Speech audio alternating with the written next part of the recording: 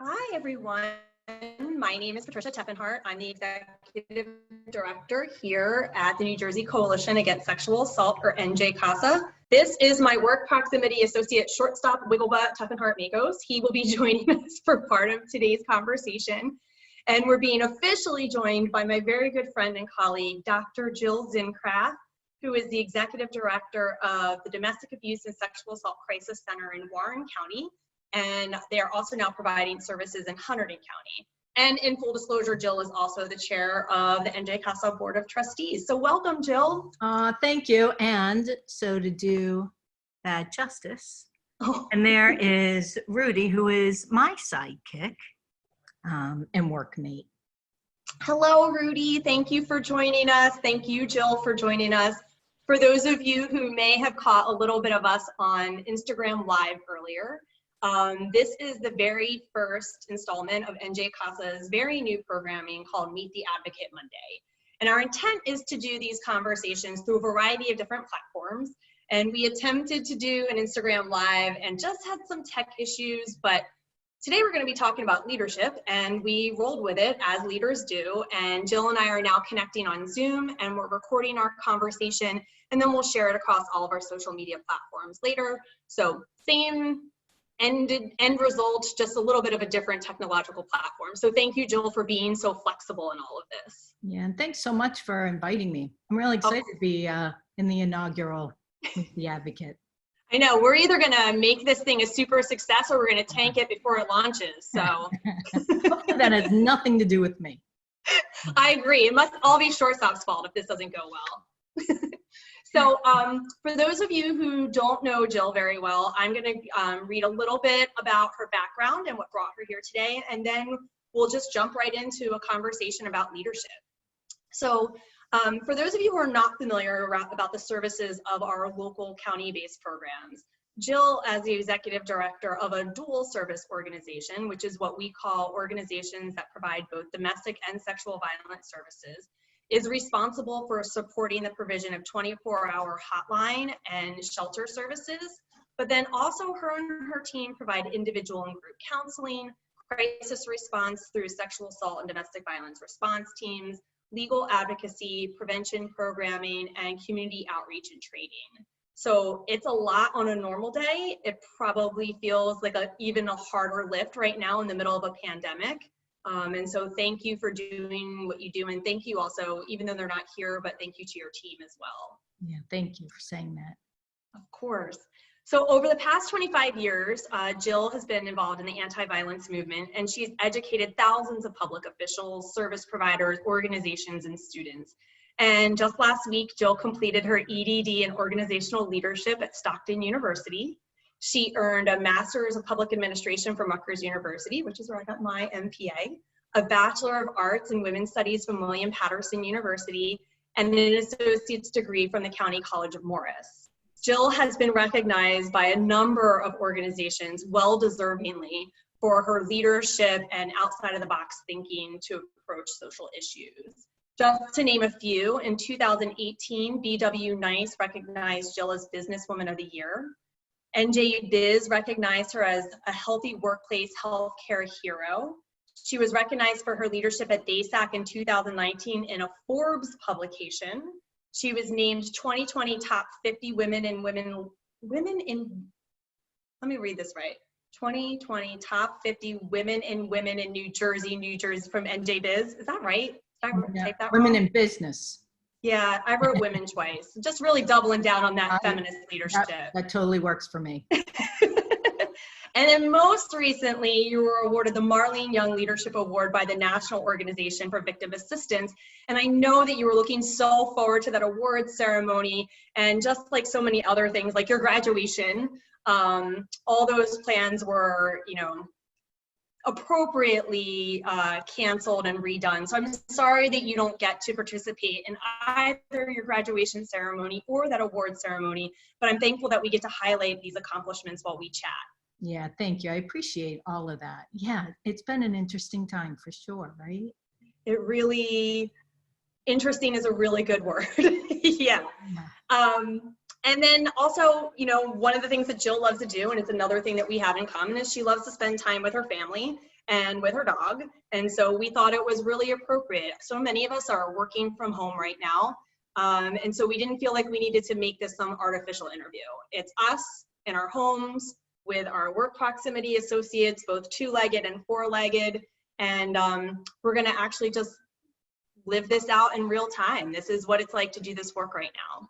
So today, appropriately, since Jill just received her doctoral degree in organizational leadership, our whole theme is about leadership, which is part of a conversation that's not often had when we're talking about our work in the anti-sexual violence movement, right? We often talk so much just about the actual work, responding to communities and people impacted by trauma, keeping the lights on, making sure services are continuing. How can we get to ensure that we're providing services to every last survivor? But the reality is that all of that work is only possible when we have strong leaders at the helm. And during your tenure, you haven't needed to be recognized by all these wonderful organizations for me to recognize what a strong leader you are. And so I'd like to start the conversation by asking you, what do you think are the top 3 traits of a leader in the anti-sexual violence movement? Yeah, do you know what I so appreciate about that question, Patricia? You and I, so we have kind of worked in these parallel realms until we came together 6 years ago. And you and I have had very deep, meaningful conversations around, mentorship, leadership, supporting women who are doing this very hard work that also still holds people accountable. And so I love this question. And so I'm going to answer it, and then I would love to hear what you think the top 3 are. But you're flipping it around on the interviewer. All right, I'm ready. Okay, so here's what I would tell you.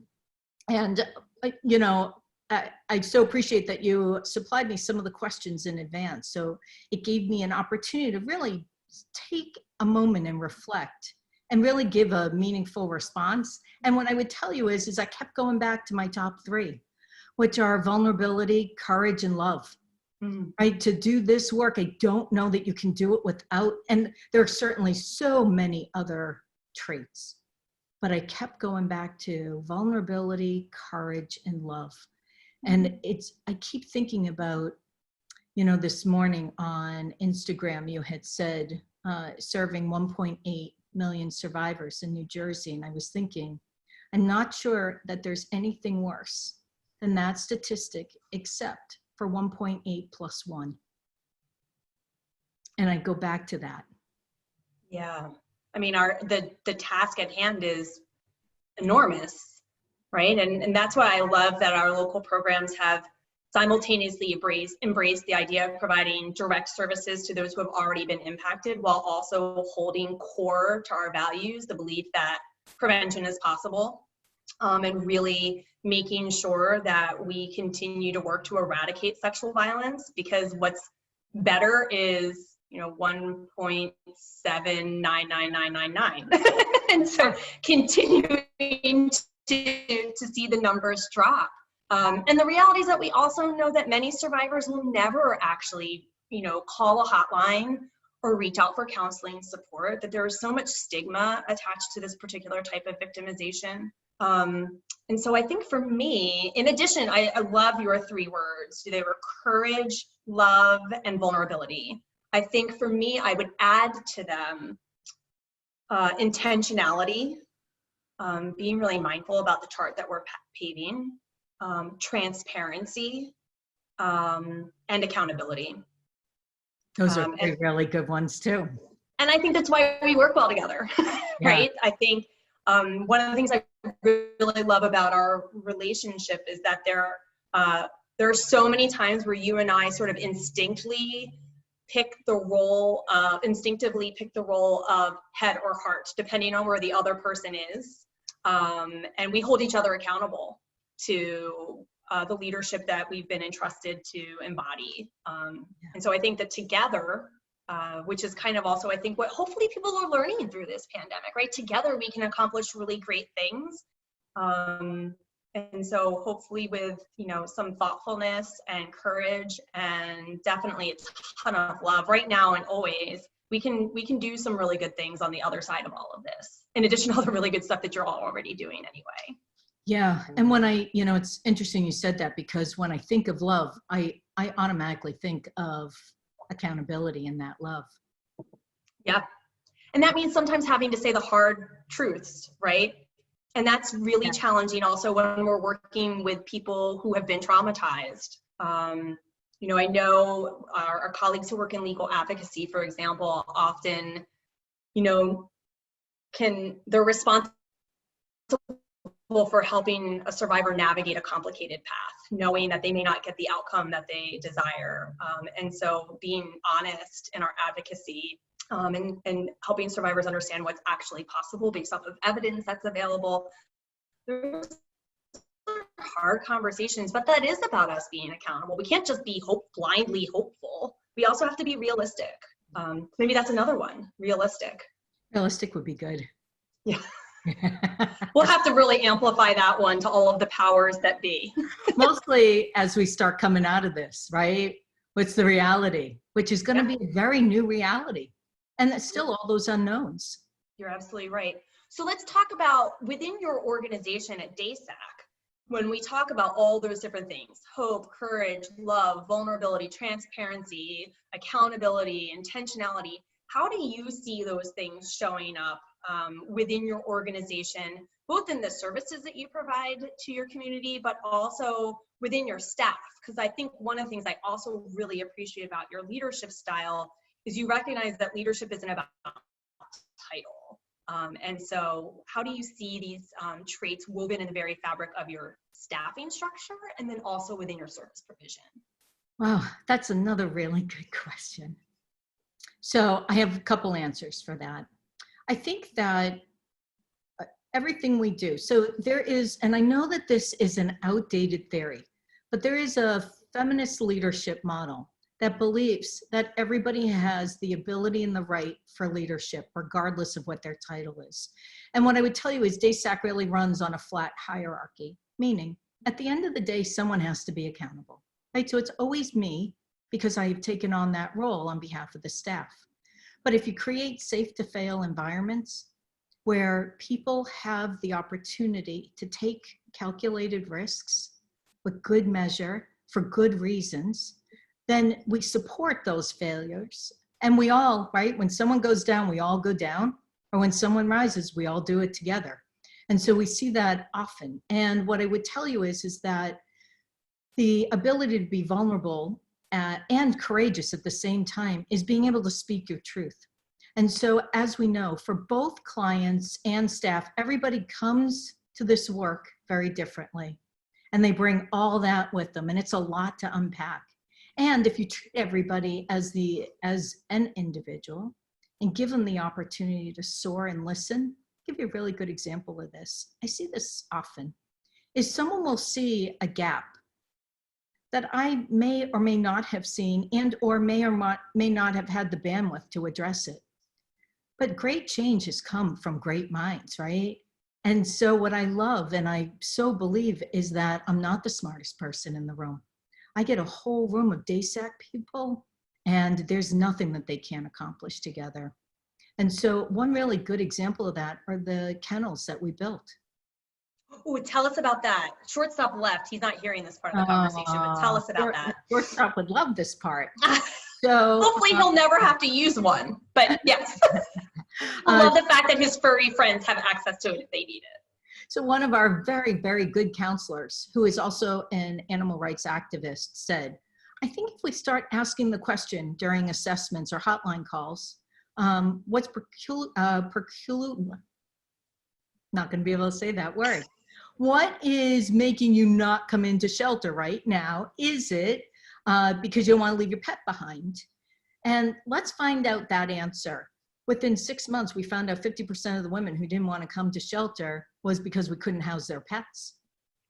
And then a year later, we had built 3 animal shelters, kennels, that now house animals. And it has been amazing. They have been full and people aren't saying no because they want to bring their family pet with them. Yeah. I know this isn't a part of the conversation that we had scripted, but I want to add to that one of the things that I really appreciated about your leadership through this COVID pandemic is your intentional connection between what have we learned from other similar public health or community crisis scenarios, and how can we apply that to our work?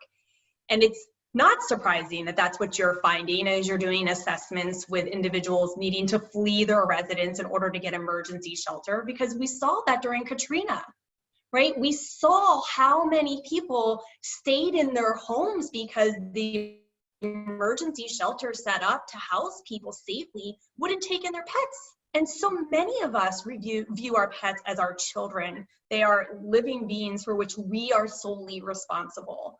Yeah. And so I do think that, Jill, those are great examples of you leading with courage and with love, and also with intentionality.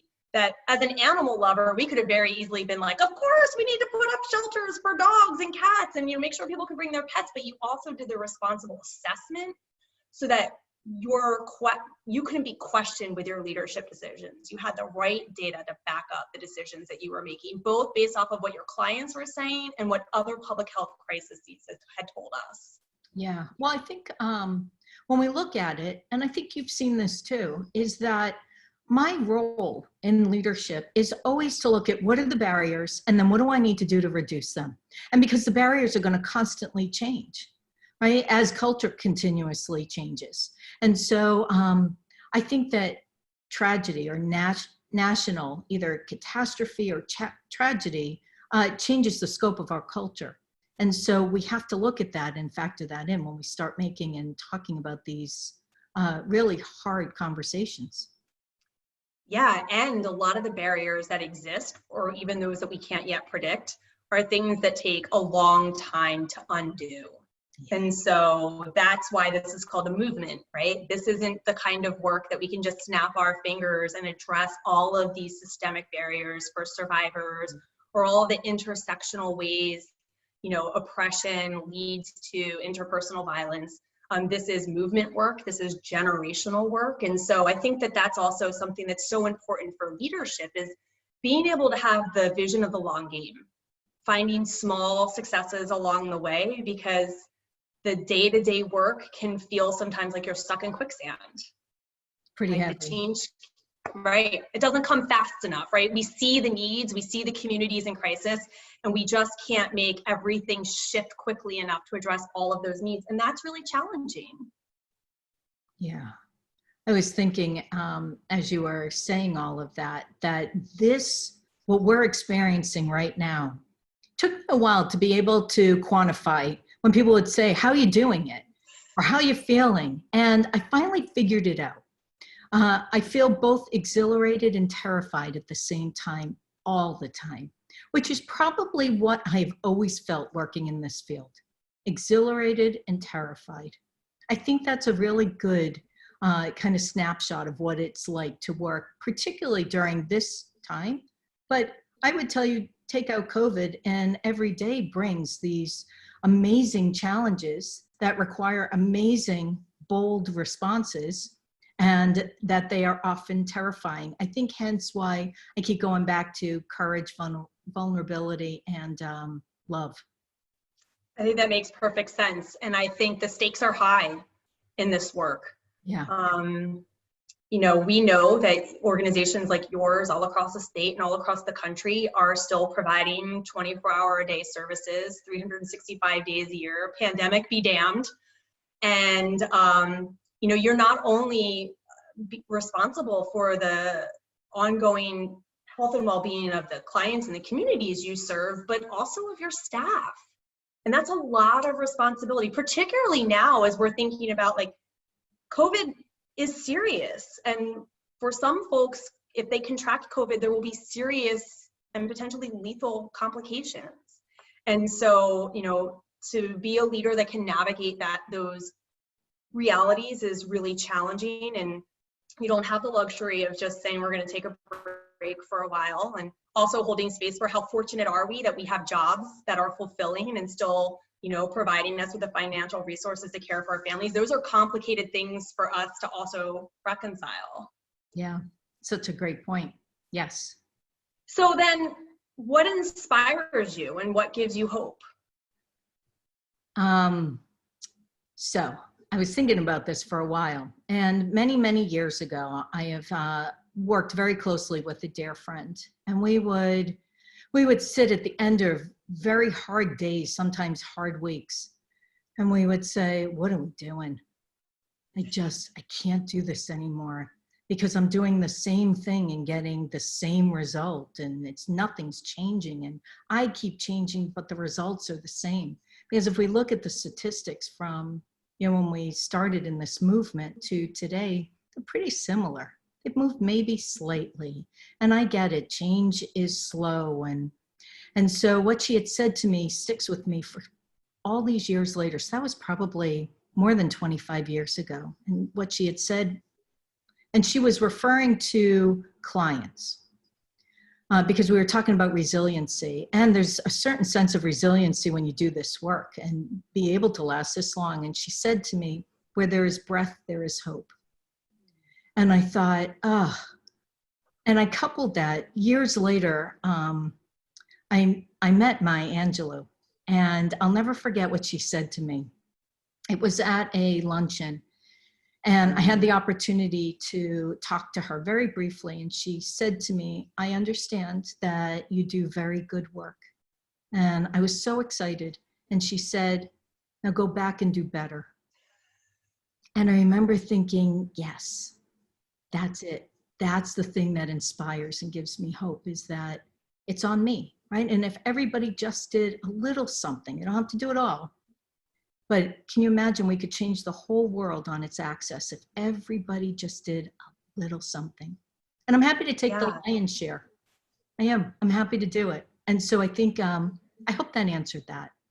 It absolutely. And I think that really will hopefully resonate with folks, right? That it doesn't have to be big things all the time, but small things done with intentionality and with love consistently can make big changes. And also, one of the things I do really appreciate, and you're very humble, but one of the things I really appreciate about your leadership, and in particular with our relationship as my board chair and a trustee on our board, is the understanding that sometimes we also can just be given the grace to pause. That you don't always have to be pushing forward. That in the movement type work that we do, we're only as good as the energy we have left to give. And so I so appreciate that there are times where I can just send you a text and say, I'm off tomorrow. I just really need a day to recharge. And you give that to me. And I know you give it to your own team at DASACC with grace. And I think that that's really important for our advocates in the field, to know that there will always be another hotline call. There'll always be another SART activation. There'll always be another survivor who needs a counseling session. And the goal is for us to be there for the next one and to have each other's back, that you don't have to answer every hotline call because we're in a community with other people who are as dedicated as we are, and someone else can take that baton for a little bit. Yeah, it's a hard thing to navigate, right? But I would say what I most admire about you, Patricia, is that you go at it full force, and then every so often, and it doesn't happen often, you just say, not today. Right? Yeah, I just said that on Friday. I so get that, because there are some days, and I explain it, when people ask me, what is it like working in this field? And I say, you get up. There are some days you take a beating, right? And you go home, you take a shower, and you lay in bed and you say, okay, I'm going to get some rest and I'll do it all over again tomorrow. Yeah. Because what I so believe is that we do this work for the people we're never going to meet, right? And what I want women to know is that there is somebody, at the end of the day that would do whatever it took to protect them. Yeah, and I love, you do talk about that often. You talk about all the women, all the survivors we'll never meet, those that'll never come into the folds of our programs or categorize themselves as a survivor. And I also feel like in the movement, we have a responsibility to lead by example, right? To do the things that we're talking about here, like to lead with hope. Survivors will likely be watching this interview, and they may never be a survivor that calls your hotline or calls the statewide hotline. but to let them see the real life people who are doing this work with a level of integrity and intentionality, I think hopefully will give a form of comfort to people who might never actually reach out for actual comfort in their survivorship, if that makes sense. It does make a lot of sense, right? It's kind of that me too. No, Yeah. we're in this together. Yeah. And I so believe that in Me the too. bottom of my heart. I've always said the only thing worse than it happening to me would be it happening to someone I love more than myself.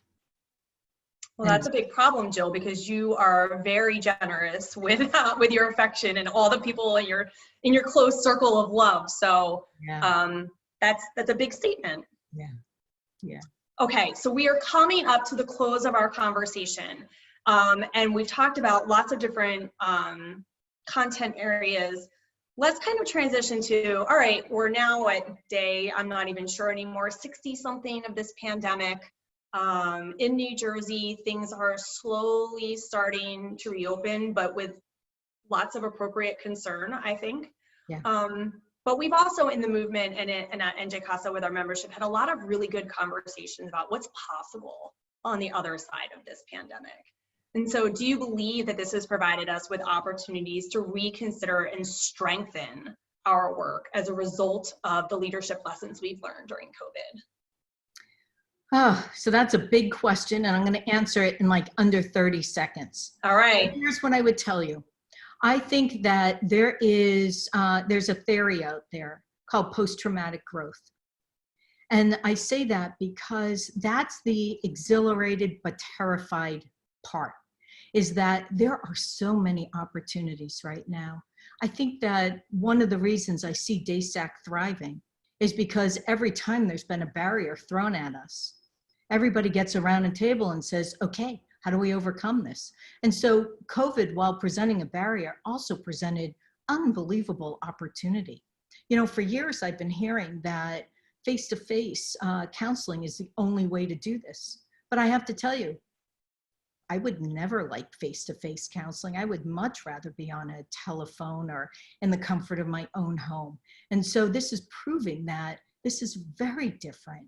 I would also say what is interesting and what I'm seeing is for the first time, similar to 9/11 in the tri-state area, where we kind of had this post-traumatic event happen to us that really left a deep mark and scar on all of us.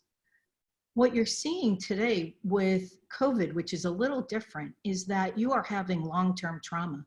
And this is really traumatic. I mean, when I was preparing for COVID coming through, I really thought I was preparing for a blizzard that was going to wipe out 10% of my staff, right? And think about how fearful that was. And in my prep of what I had to do, and someone, you know, who identifies as not necessarily having struggles with mental health, how much I struggled with anxiety and just fear, and right, because it was this constant stimuli. I think what you're seeing now, because my whole life I have heard that people should just pull themselves up by the bootstraps. And particularly in sexual violence, there are no specific shelters for people who have had terrible trauma. And it's because of that thought, just pull yourself up by your bootstraps. But now all of a sudden, and I would say, but if they don't have bootstraps, what if they don't have boots? And now what we're seeing is people who are generally healthy and strong and committed and kind of that go forward and plow through are struggling. And so maybe what this has brought up is compassion and kindness and thoughtfulness and that less judgment. And so that's my hope, is that those are the things that are going to come out of post-traumatic growth. I really appreciate that. I think as we move beyond this, not only are we as providers concerned for the health and well-being of the communities we serve, but also, to your point, the traumatic impact this is having on our teams.